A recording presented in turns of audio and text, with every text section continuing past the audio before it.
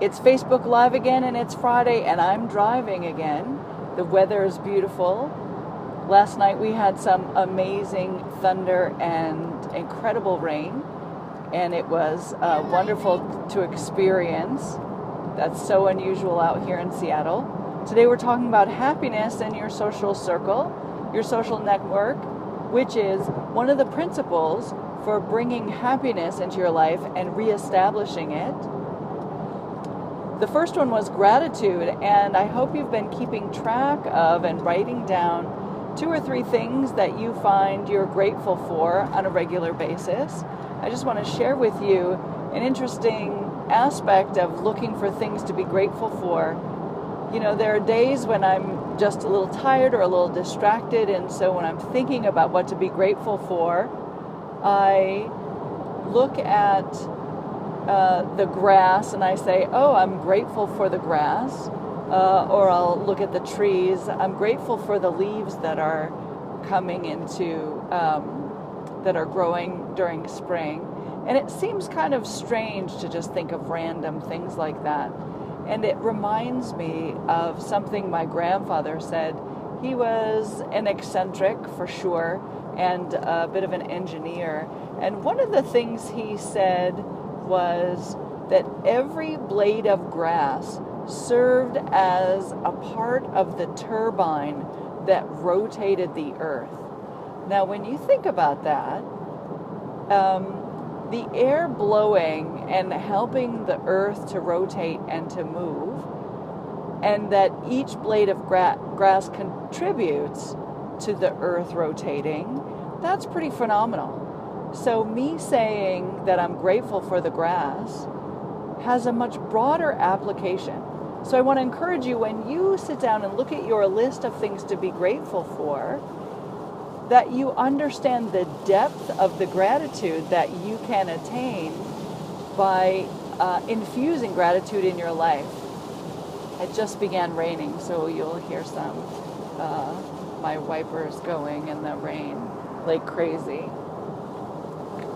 So that's a funny story, a little story about my eccentric grandfather. But back to your social network, I want to encourage you in regard to this, because your social circle, your social network, includes anyone you're in touch with.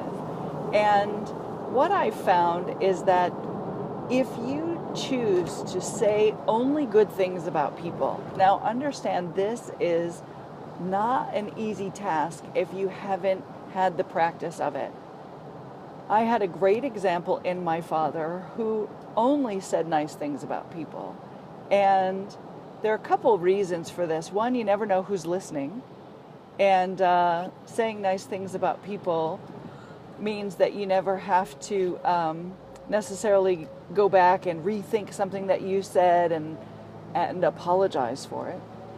But also, when you take on the task of thinking only positive things about people and then attempting to say things that are positive, it requires you to look at people and look at situations differently than if you just were able to pick out the things that were disadvantages, or saying unkind things, or something that might be an obvious flaw in someone's behavior.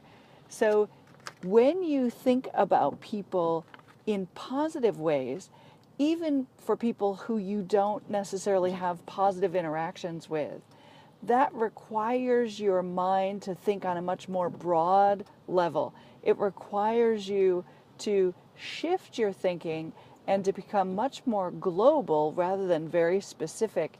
And that's great for the wiring of your mind. That's amazing for the people around you. And when you maintain a positive, happy state, you're then rubbing off on the people around you, and you're teaching them how to do it too. So my question is, who brings you down? Who in your life has the ability to draw your emotions down to a lesser vibrational state? Who triggers your anger, your jealousy, your envy? And those are really strong emotions.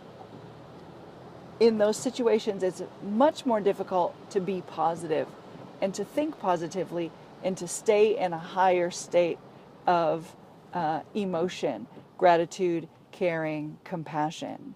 So I encourage you next week to add to your list of things that you're grateful for the attempt to say and think only positive things about the people around you.